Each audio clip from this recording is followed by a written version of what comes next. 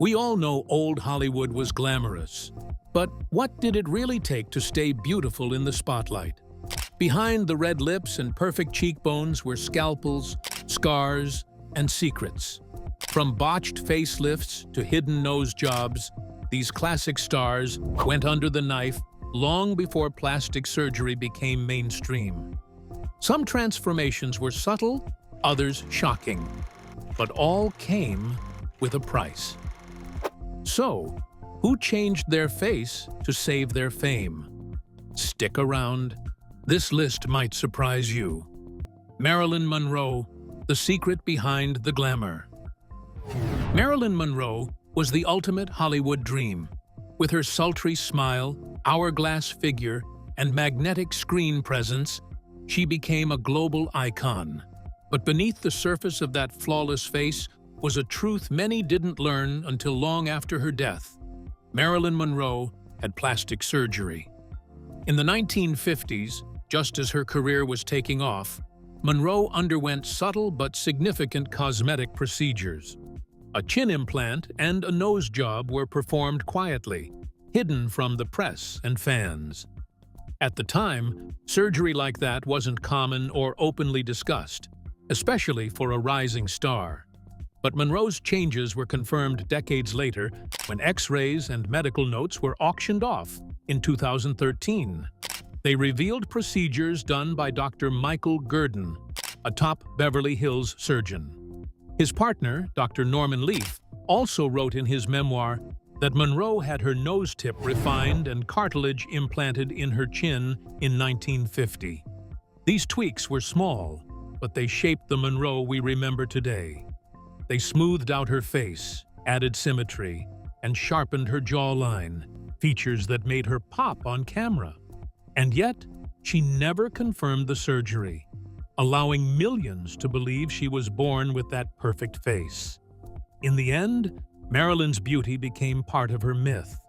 But the truth shows that even the most iconic face of the 20th century wasn't entirely natural. And Marilyn wasn't alone. Another classic beauty went under the knife, but her transformation began at the hairline. Rita Hayworth, the pain beneath the hairline. Rita Hayworth was the poster girl for 1940s Hollywood glamour. With her flaming red hair, soft voice, and sultry dance moves, she stole the spotlight in films like Gilda and CoverGirl. But to get there, she first had to change something Hollywood producers thought was wrong: her hairline. Hayworth was born with a high forehead, and in those early studio days, that was seen as unattractive. So, in the name of beauty, she endured electrolysis, a painful procedure that removes hair one follicle at a time using electric current. She had it done across her hairline to make her forehead appear smaller. It was time-consuming, exhausting, and invasive, but it worked. On top of that, Rita changed her natural dark hair to the red shade that became her signature. She had to re-dye it every few days to keep it from fading back to brunette.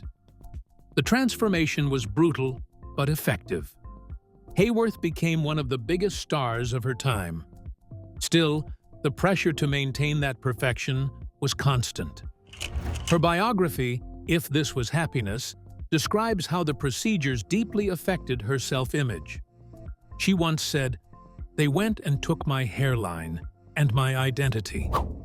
From Rita's electrolysis agony, we move to another legend, whose famous eyes had their own hidden story. Bette Davis. Those eyes had work done. Bette Davis wasn't a traditional beauty, but her fierce presence and unforgettable eyes made her one of Hollywood's most respected leading ladies. Her intense, expressive gaze earned her iconic roles, and even inspired the phrase, "Bette Davis eyes." But those eyes? They weren't all natural. Later in her career, Davis admitted to having upper eyelid surgery, technically called blepharoplasty, to lift her sagging lids. She claimed the procedure wasn't just for appearance. "I had my eyes done to help my eyesight," she said in an interview. "I couldn't see the clock in the makeup room." Still, The surgery had aesthetic benefits too. It helped keep her signature look intact as she aged. Over time, Davis also had work done on her chin and neck, using plastic surgery to fight back against the inevitable signs of time. In the biography, Bette Davis, Larger Than Life, it's revealed she relied on cosmetic touch-ups in her later years to stay youthful in front of the camera. Davis's sharp features and intense glare may have seemed timeless, but a scalpel helped them last a little longer. And while Davis's procedures were subtle, the next star's surgery was born from something much rougher, an actual broken nose. Dean Martin, a broken nose, a new star. Dean Martin was the epitome of cool, smooth voice, effortless charm, and a face made for the silver screen. But that leading man face didn't come naturally. Before fame, Martin had a different life as a boxer, going by the name Kid Crochet. The sport left him with a broken nose that sat a bit crooked on his face. As his singing and acting career started to take off, Martin made the choice to get rhinoplasty, surgical reshaping of the nose. The changes were subtle but crucial. His nose was narrowed and refined just enough to enhance his features without losing that rugged edge. It was the kind of tweak that Hollywood loved. Small, but effective. His good friend and comedy partner Jerry Lewis once joked about Martin's transformation. He walks in, this guy in a camel's hair coat. You could die from how handsome he looked with that new nose. The surgery didn't just help Martin look better, it helped him sell better. After the procedure, he landed radio gigs, movies, and eventually became one of the top entertainers of his era. And speaking of stars shaped by the studio system, our next legend had her nose and her jaw repaired before she even turned 20. Judy Garland, the child star's hidden changes. Judy Garland's voice and vulnerability made her beloved around the world. From The Wizard of Oz to A Star is Born, she played roles that demanded emotion and soul. But behind the curtain, MGM had a different demand. Change your face. As a teenager under contract, Garland was told she needed to look more refined. That meant a nose job. Small discs were inserted into her nostrils to give her nose an upturned, dainty look. It became part of her signature appearance, but at the cost of her comfort. Later, she also underwent jaw surgery to correct an overbite and realign her face. While she often brushed off the surgeries as minor repairs, those close to her knew how deeply the changes affected her. She struggled with self-image for much of her life, battling studio criticism, addiction, and depression. Her daughter, Liza Minnelli, once said, "She was beautiful before, but they told her she wasn't." Judy's transformation is a reminder that behind the makeup and lights, even legends were told they weren't good enough. Up next, we turn to a Hollywood queen whose face would be fixed not by choice, but by executive order. Elizabeth Taylor, the face they ordered to fix. Elizabeth Taylor was, to many, the most beautiful woman in Hollywood. With those famously violet eyes and porcelain skin, she seemed untouched by time or artifice. But beneath that flawless image was a quiet pressure, one that pushed her toward the surgical table, even when she didn't want the world to know. Her rise to stardom was meteoric, and by the 1950s, she was one of MGM's biggest assets. But the studio didn't just control her roles. They also had a say in how she looked. According to biographer J. Randy Taraborelli, studio executives thought her nose was too bulbous and ordered a subtle rhinoplasty while she was in her early 20s. The surgeon? The same one who had worked on Marilyn Monroe and Natalie Wood. The result was a more refined, balanced profile, one that made her close-ups even more captivating. Taylor later admitted to being self-conscious about her nose, calling the surgery no big deal. But even if she dismissed it, the change was noticeable. And it wouldn't be the last. In her later years, she reportedly underwent a facelift, possibly more than one, to preserve her iconic looks. She also practiced early forms of dermaplaning, shaving her face to exfoliate and create a smoother canvas for makeup. Today, it's considered a skincare treatment. Then, it was a private ritual kept far from public eyes. Elizabeth never confirmed her surgeries. She didn't have to. Hollywood had already written the narrative for her, a face sculpted by expectation, maintained by pressure, and preserved at all costs. As Elizabeth tried to hold on to the face that made her a legend, another icon, one even older, faced a surgery that left her permanently changed, and not for the better. Mary Pickford, the facelift that froze her smile.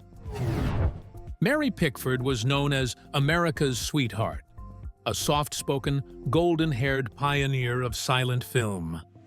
She co-founded United Artists, won an Oscar, and became one of the most powerful women in early Hollywood.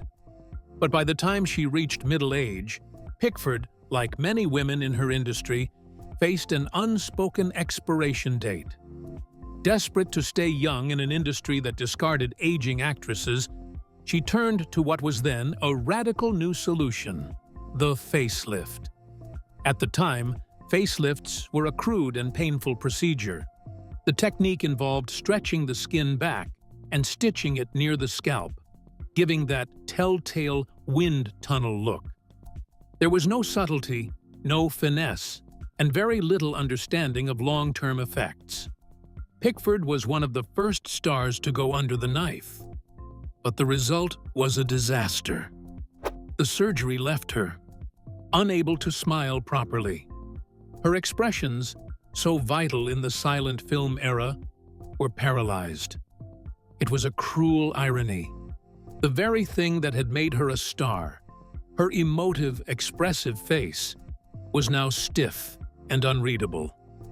And though Pickford had largely stepped away from acting by then, the damage went far beyond her career. It affected how she saw herself, how she was remembered, and how future actresses would approach aging in the public eye. Her attempt to reclaim youth ended with the loss of the very tool that built her empire.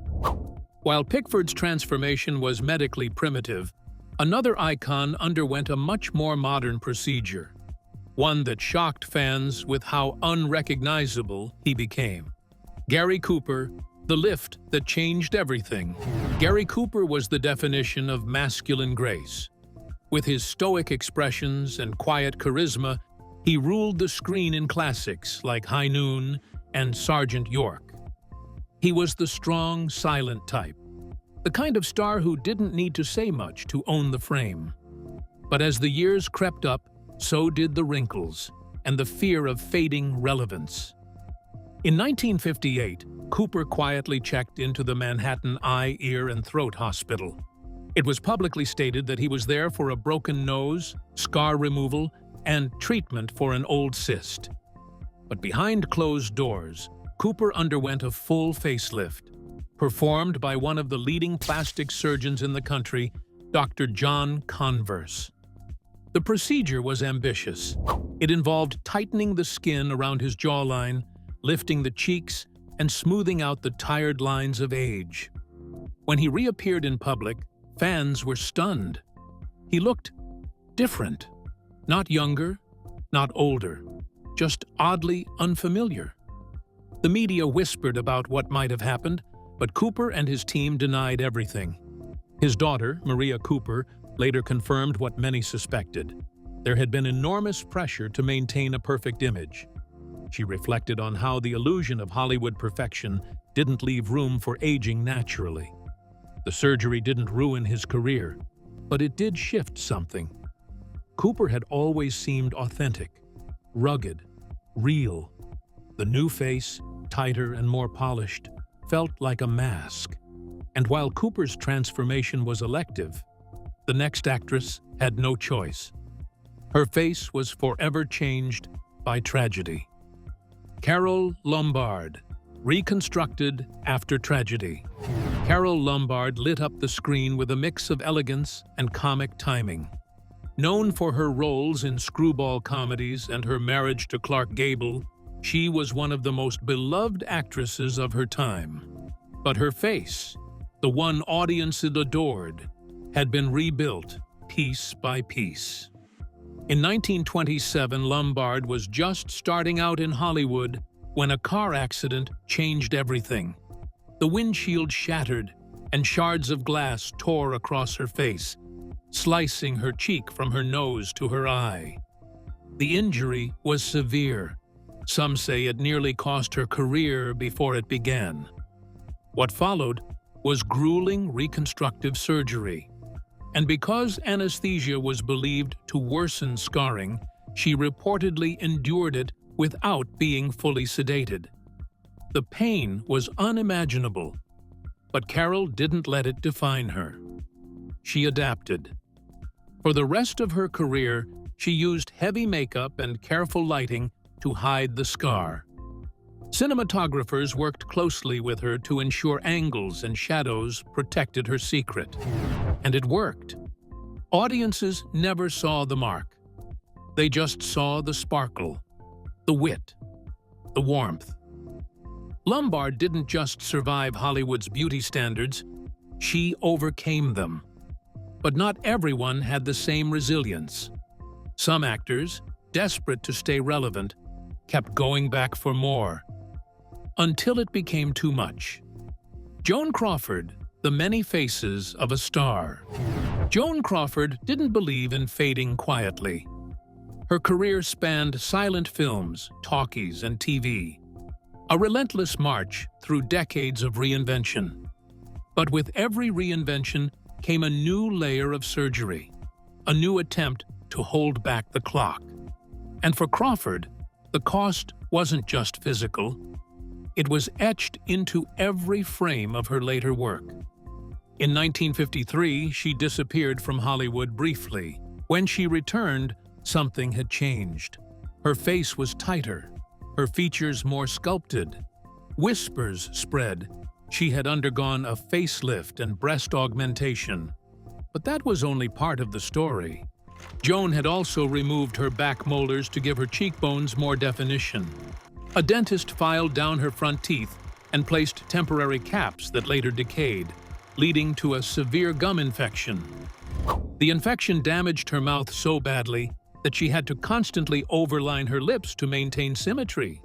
The exaggerated lip look became so associated with her, it was dubbed the Crawford mouth. The surgeries may have preserved her youth on screen, but off-camera, they became a constant source of pain, maintenance, and rumor. Joan Crawford was a master of control, of image, career, and perception. But even she couldn't escape the toll that plastic surgery took on a face made famous for its power. Gloria Swanson, rebuilt for the silver screen. Gloria Swanson was silent film royalty, a star whose face needed no words to express longing, rage, or triumph. In the 1920s, she dominated Hollywood, becoming one of the highest-paid actresses of her era. But the silence eventually ended, and as talkies took over, so did the pressure to adapt, not just in voice, but in appearance. To survive the new age of cinema, Swanson made a calculated move: rhinoplasty. For someone already considered beautiful, this decision was more about precision than transformation. The surgery refined her features for the unforgiving scrutiny of close-up film. The subtle change allowed her to transition from the stagey drama of silent pictures to the intimate realism of sound cinema. Years later, Swanson played the aging, delusional Norma Desmond in Sunset Boulevard, a role many believed was uncomfortably close to real life. She denied it. But in interviews, she spoke frankly about Hollywood's obsession with youth, saying, "It's the male who has done this to the woman. made her self-conscious about a wrinkle here and there. Swanson's enhancements weren't grotesque or excessive, but they were calculated, deliberate, like every move in her long career. She saw beauty not as a gift, but as a business investment. And unlike many others, she made hers last. While Gloria engineered her evolution with careful precision, the next star's changes were born not from vanity, but survival. And a secret she carried for decades. Merle Oberon, hiding pain with light and lies. Merle Oberon was mystery made flesh. With her porcelain skin and aristocratic poise, she became the face of romantic dramas like Wuthering Heights and The Dark Angel. But behind that perfect face was a tangle of trauma, identity, and surgical intervention. Born in India to a mixed-race family, Oberon feared that her heritage would cost her everything in a racially biased Hollywood. So she reinvented herself. She claimed to be from Tasmania. She bleached her skin, and when a horrific car crash in 1937 nearly destroyed her face, she turned to plastic surgery to maintain the illusion. The crash left her with visible facial scars, threatening to end her career. She underwent multiple reconstructive surgeries, followed by rounds of dermabrasion, an excruciating treatment to resurface the skin. The results weren't perfect. Her face remained pitted and uneven, especially under harsh lighting. To compensate, her cinematographer husband, Lucien Ballard, invented a solution: the Obi light, a custom spotlight mounted to the camera that bathed her face in flattering, diffuse glow, erasing imperfections on film. It became a Hollywood standard, but it started as a cover-up for Merle's hidden wounds. Oberon continued having facelifts throughout her later life. In public, her features became increasingly taut, almost immobile. But it wasn't just about youth. It was about maintaining a fiction. She wasn't just fighting age. She was fighting the truth of who she was. And while Merle tried to erase her past, the next star used surgery to preserve a different illusion: the illusion of eternal masculinity. John Wayne, preserving the cowboy myth. John Wayne was more than a man. He was an American archetype. With his towering frame, gravel voice, and no-nonsense swagger, he embodied the frontier spirit. But even cowboys age, and when Hollywood's most rugged hero began to wrinkle, he made sure the public never saw it. In 1969, Wayne quietly underwent a series of plastic surgeries just before filming The Undefeated. The procedures included a facelift, eyelid surgery, and a neck lift to tighten sagging skin. He also began wearing lifts in his shoes to maintain his imposing 6'4" image as his spine began to compress with age. And let's not forget the toupee. By the late 40s, Wayne wore a wig in every film, a secret the studios guarded fiercely. Wayne never spoke publicly about these changes. To his fans, he remained the same stoic cowboy. But privately, he understood that in order to keep playing the hero, he had to look like one. The surgery kept the illusion alive just a little longer. He was no stranger to hardship, having battled cancer and returned to the screen. But his final years were marked by the quiet war he waged against time. When The Shootist, his last film, hit theaters, Wayne played a dying gunslinger. In real life, he too was facing terminal illness, but his face, sculpted by both nature and surgery, still radiated strength. While Wayne's surgeries were rooted in image preservation, the next story is one of obsession, of beauty, brilliance, and heartbreaking. Transformation. Hedy Lamarr, a beauty-obsessed. Hedy Lamarr was called the most beautiful woman in the world. With hypnotic features and a European mystique, she captivated audiences from Algiers to Samson and Delilah. But Hetty was more than a face. She was a mind. A genius inventor whose work led to technologies we now use in Wi-Fi and GPS. But as the roles dried up and the spotlight dimmed, Lamar turned inward, fixating on the face that had once made her a star. Her descent into obsessive plastic surgery began in the 1950s.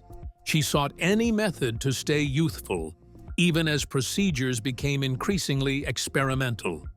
With few safe fillers available at the time, doctors injected wax, silicone, and other dubious substances into her skin. The results were disastrous. Her features began to warp. Her once radiant beauty became stiff, unrecognizable. She tried to enlarge her bust using hormone-based injections, reportedly influenced by pseudoscientific advice.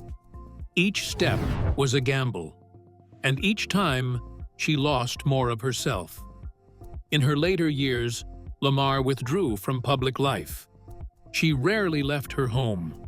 Her daughter recalled taking her to dinner and barely recognizing her. She didn't look like Hedy Lamarr, she said, but she had presence. People still stopped her on the street. Hedy's face became a mask, hiding both her brilliance and her pain. She had reshaped it so many times, even she didn't seem to know who looked back in the mirror. If Lamar's tragedy was born from a slow unraveling, the next case was a storm of extremes. A face sculpted not for beauty, but for a fantasy. Jocelyn Wildenstein, the Catwoman of surgery. Jocelyn Wildenstein wasn't a movie star in the traditional sense, but her transformation earned her a permanent place in Hollywood lore. Her story is one of excess, ambition, and a controversial vision of beauty unlike any other. She married billionaire art dealer Alec Wildenstein, and early in their marriage, they both underwent cosmetic surgery, eye lifts to be precise. But what started as a shared vanity soon spiraled into obsession. Jocelyn became fixated on the idea of having feline features. "The lynx has perfect eyes," she once said. "That's what I wanted." Over the years, she pursued procedure after procedure. Her cheekbones were reshaped, her lips plumped, her eyes pulled back repeatedly in an attempt to capture the cat-like look she desired. Her appearance changed so dramatically that tabloids dubbed her Catwoman, a name she rejected but could never escape. She denied having extensive work done, insisting that aging was to blame. "I think I was more pretty before," she told reporters, "but I still have the same eyes, the same nose." Her husband didn't agree. During their divorce, Alec Wildenstein remarked bitterly, "She thought she could fix her face like a piece of furniture. Skin doesn't work that way." Jocelyn Wildenstein's transformation wasn't driven by career demands or public pressure. It was deeply personal, rooted in a dream of becoming something other. But in chasing that dream, she became a cautionary tale of what happens when the pursuit of beauty loses all restraint. The pressure behind the knife. Plastic surgery in old Hollywood wasn't just a personal choice. It was a survival tactic. For many stars, going under the knife wasn't about vanity. It was about staying employed. Studios had the power to make or break careers, and they didn't hesitate to suggest, or outright demand, physical alterations. Noses too wide, eyes too small, hairline too high. There was a fix for everything. In an industry where aging meant invisibility and flaws were unacceptable, surgery became the silent partner in every contract. The pressure was constant. Stars like Marilyn Monroe and Judy Garland were transformed before they even knew who they were. Others, like Mary Pickford and Joan Crawford, were remade again and again just to keep their faces marketable. But for all the nips and tucks, the injections and implants, What Hollywood never accounted for was the toll it took on the soul. Behind each tightened eyelid or reshaped jaw was a person slowly drifting away from their reflection, trapped between the fantasy on screen and the harsh glare of real life. Some surgeries worked. Others went horribly wrong. But all of them came from the same place. A town built on illusions, where beauty was currency and youth was power. And when that currency ran out, so did the compassion. Looking back, it's clear that these procedures weren't just physical transformations, they were emotional battlegrounds, marks of a system that demanded perfection no matter the cost. From subtle tweaks to extreme makeovers, these surgeries shaped not just faces, but fates. Behind every flawless photo was a story of pressure, pain, and pursuit. If you found this journey into Hollywood's hidden history eye-opening, hit like, subscribe, and ring the bell for more untold stories. Thanks for watching, and stay curious.